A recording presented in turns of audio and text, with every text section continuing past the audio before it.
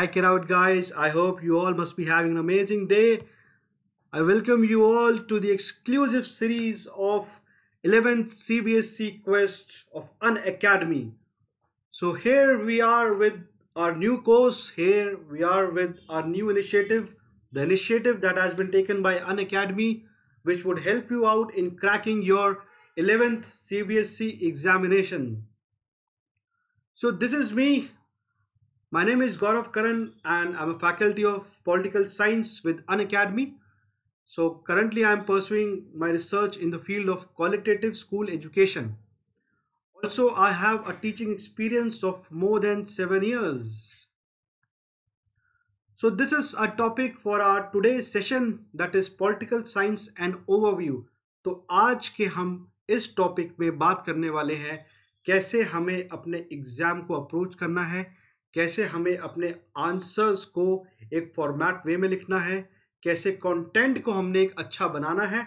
That is our main motive. But उससे पहले हमें यह समझ लेने की जरूरत है what is the core syllabus, what is the political science is all about. So I welcome you all to the India's largest learning platform. Now crack CBSC class 11 with largest learning platform, that is Unacademy.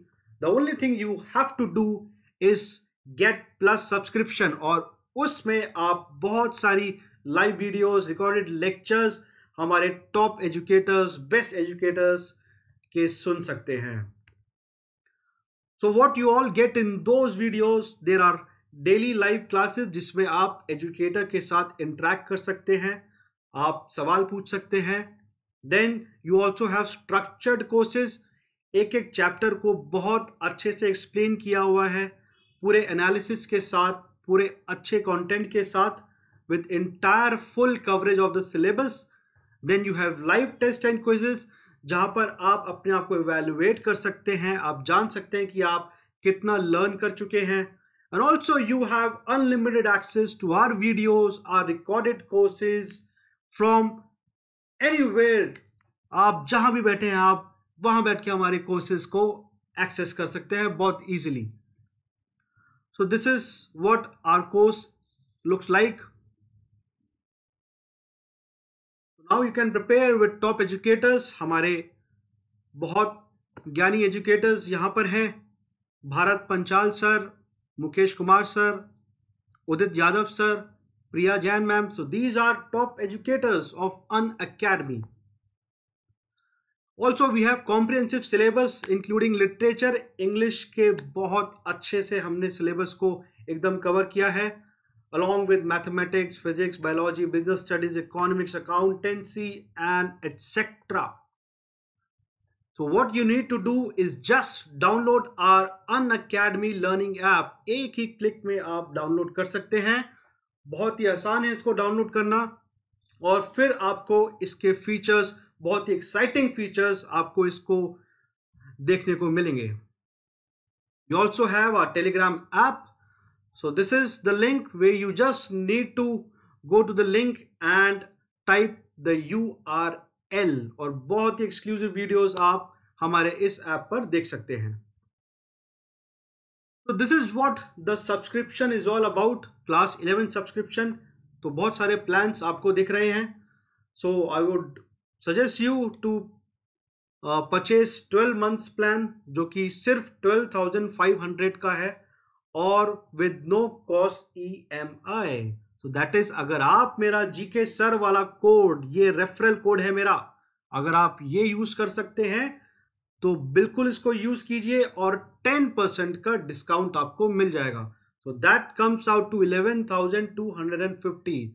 बहुत ही convenient है, बहुत ही beneficial है आपके लिए ये subscription. तो जल्दी कीजिए, please get this subscription as soon as possible.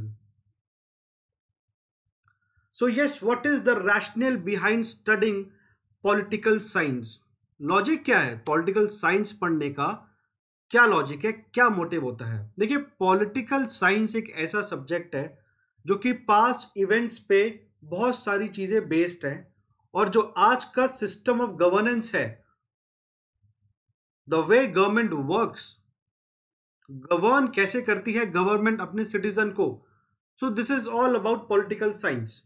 तो आप इस क्लास में इन डेप्थ जानते हैं, you just got to analyse the in depth of political science.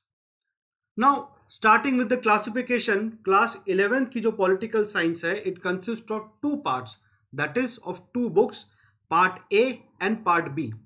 So part A consist of Indian constitution at work, और जो part B है that is political theory. So part A 40 marks and part B 40 marks, that makes total up to 80 marks. So there are 10 chapters in part A, and similarly there are 10 chapters in part B. So let's move on to the next slide. Yes, part A, Indian Constitution at Work. So this is the theme of the book, this is the name of the book which you would be going to study. Now chapter 1 talks about constitution, why and how. So basically इस chapter में हम पढ़ने वाले हैं कि कैसे constitution बना, what was the basic framework when constitution was made, और सोसाइटी के लिए कॉन्स्टिट्यूशन क्यों इंपॉर्टेंट होता है, the process of making of the constitution, क्यों इतना टाइम लगा कॉन्स्टिट्यूशन को बनने में। अगर आपको पता है कितना टाइम लगा तो आप कमेंट बॉक्स में लिख सकते हैं कितना टाइम कॉन्स्टिट्यूशन को बनने में लगा।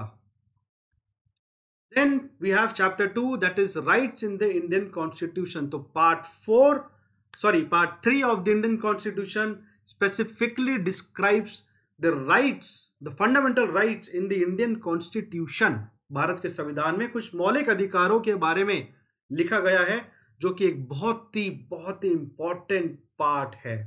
सो there are list of some fundamental rights, और फंडामेंटल राइट्स को कैसे प्रोटेक्ट किया जाता है, the role of judiciary in protection of fundamental rights, this is very important, ये बहुत इंपॉर्टेंट है।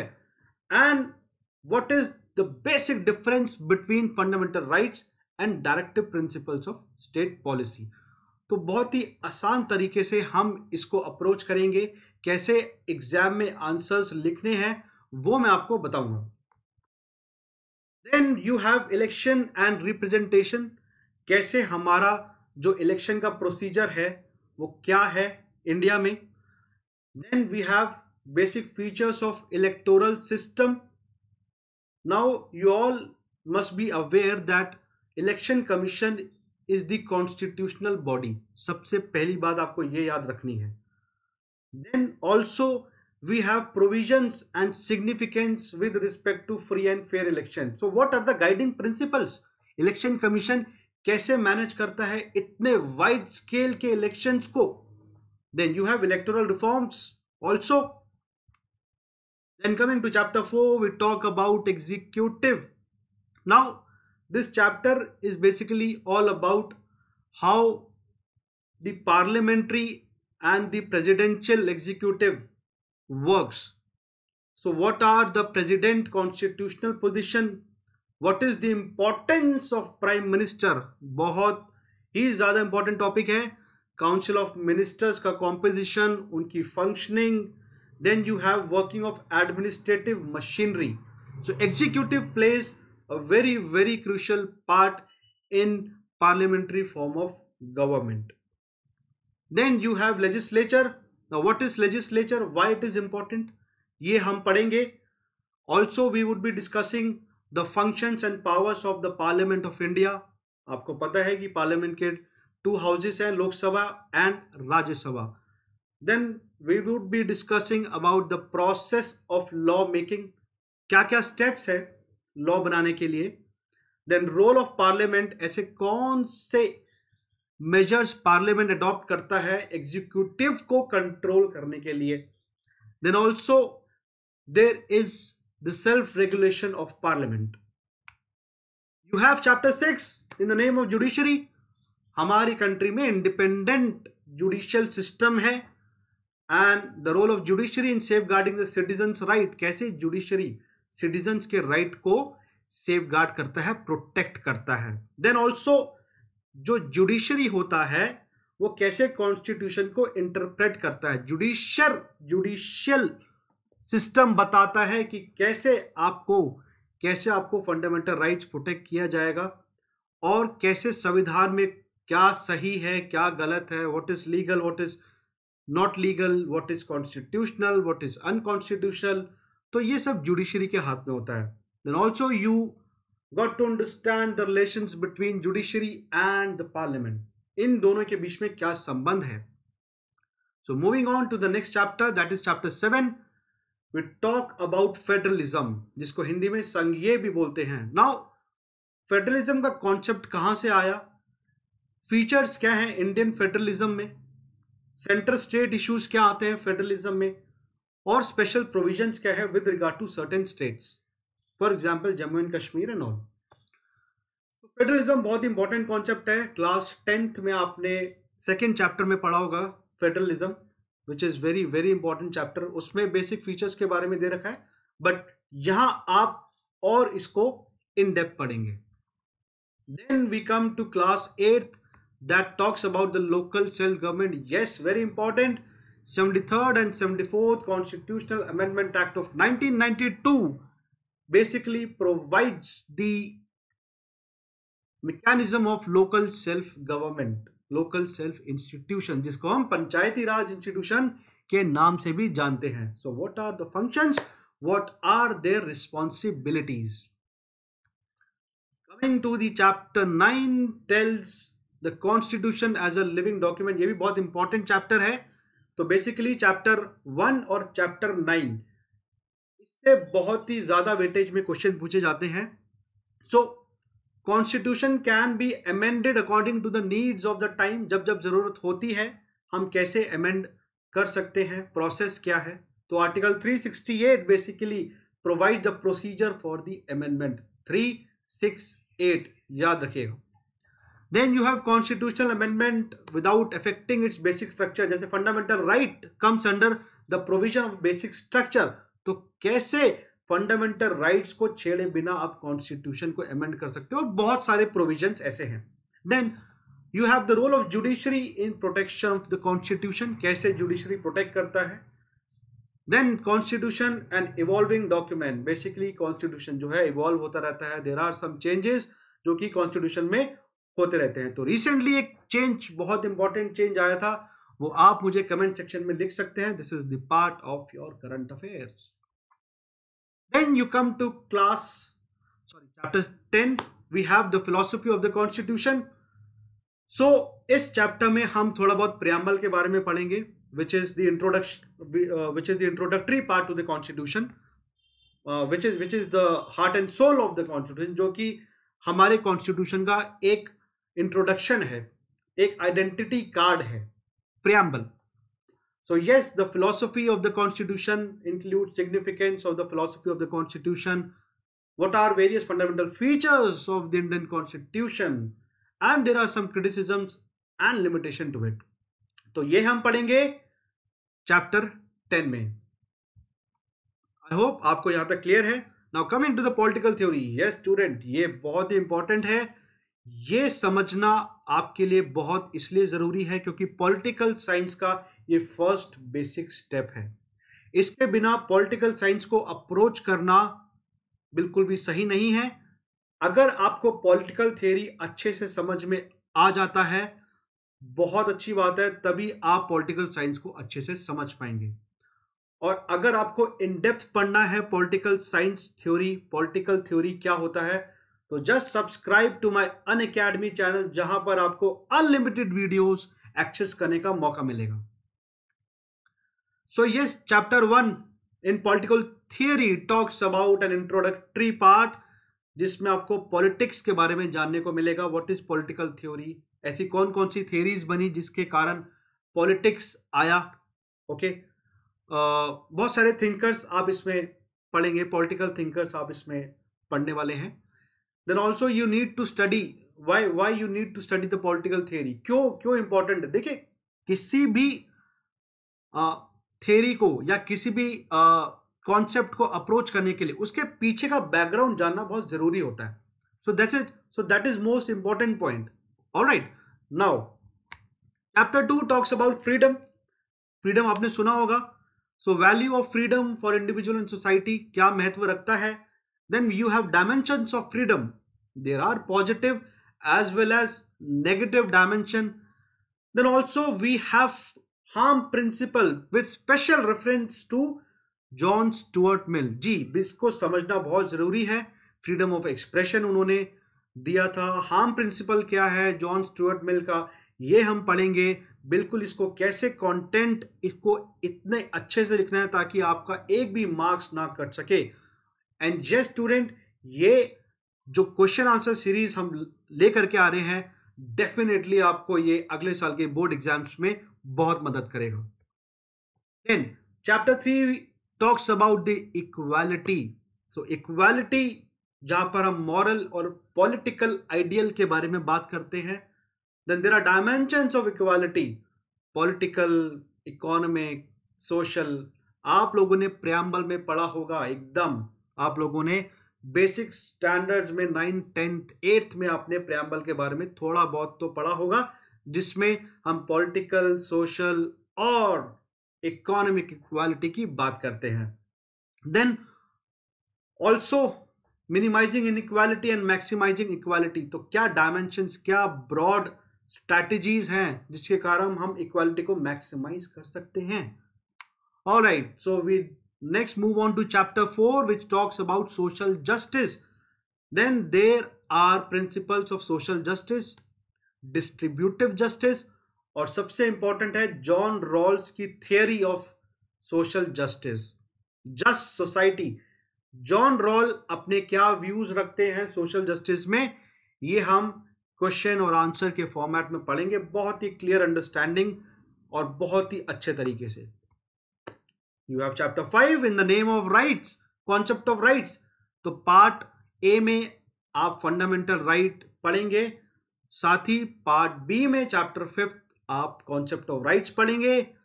Under what basis rights can be claimed, क्या बेस है राइट्स को क्लेम करने का, आपको ये जानना बहुत जरूरी है. देन राइट्स, उसके importance and purpose. Why rights, why there is a need for right, आपको जानना ये बहुत जरूरी है. Then citizenship, नागरिकता. What do you mean by citizenship? Relation between a citizen and a nation. Then you have universal and global citizenship. What are the aspects? What are the certain aspects? Okay. Chapter 7 talks about nationalism. राष्ट्रवाद, बहुत ही interesting, बहुत important topic है. आप लोगों ने class 10th में nationalism in Europe तो जरूर पढ़ा होगा, तो आपको थोड़ा बहुत आइडिया होगा what is nationalism is all about. So nation and the concept of nationalism कहां से आया. ओके, देन नेशनलिज्म, उसकी strength and limitations of nationalism. Then link between a democracy and nationalism, इन दोनों के बीच में क्या वास्तविकता है, क्या लिंक है, तो ये हम पढ़ेंगे चैप्टर 7 में. Sorry, yes, let's talk about chapter 8 which speaks about secularism या धर्मनिरपेक्षता. तो इसके बारे में हम जानेंगे what exactly secularism means. Is secularism a western concept? Basically ये हम देखेंगे. yes, बिल्कुल. And suitability of secularism in Indian culture. Indian culture में क्या एस्पेक्ट है secularism का. Then you also have criticism of secularism in India. So these are broad topics which we would be discussing in our upcoming lectures.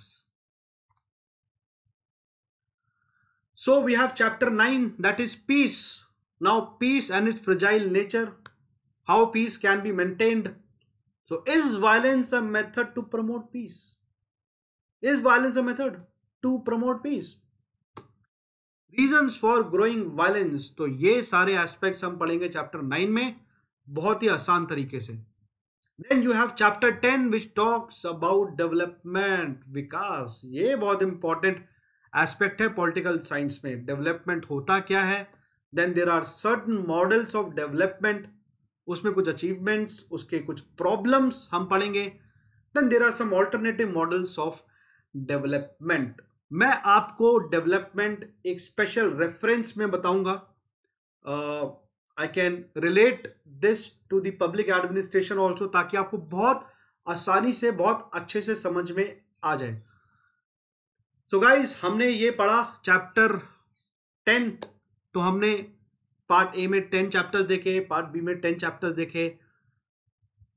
अब हम देखते हैं marks distribution. तो total sections जो है वो 5 सेक्शन हमने डिस्ट्रीब्यूट किया है, and this is purely on CBSE guidelines. Okay, we have section A, section B, section C, D and E. Total हमारे पास 5 सेक्शन है, ठीक है। Then you have total number of questions 32 questions आपके पास। सेक्शन ए जो कि first question से लेके क्वेश्चन नंबर 20th, जो कि 1 मार्क हर एक क्वेश्चन के लिए बांटा गया है, which makes it to 20 marks. तो क्वेश्चन नंबर 1 से लेकर 20 होगा 20 मार्क्स का। देन सेक्शन बी में question number 21 to 23 which carries 2 marks each, that makes to total of 6 marks. Similarly, section C from question 24 to 27 carries 4 marks each, which makes it to the total of 16 marks. Then coming to the section D, question 28 to 30 carries 5 marks each, that makes to total of 15 marks. Section E, sorry, यहाँ पर एक printing mistake है। Question 31 carries 5 marks, that makes to total of 5 marks. Then section F, question 32 to 34, which gives you 18 marks in total. So grand total makes up to the 80 marks. So I hope आपको ये बहुत ही अच्छा लगा होगा, बहुत अच्छे से आपको ये समझ में आएगा कि कैसे हमें क्लास 11th को अप्रोच करना है। Thank you for watching my video. So please आप सब्सक्राइब करना मत भूलना। You can also comment to my video, और लेटेस्ट आपको अपडेट जानने के लिए don't forget to join our Telegram group. Thank you all of you. Have a nice day. God bless you.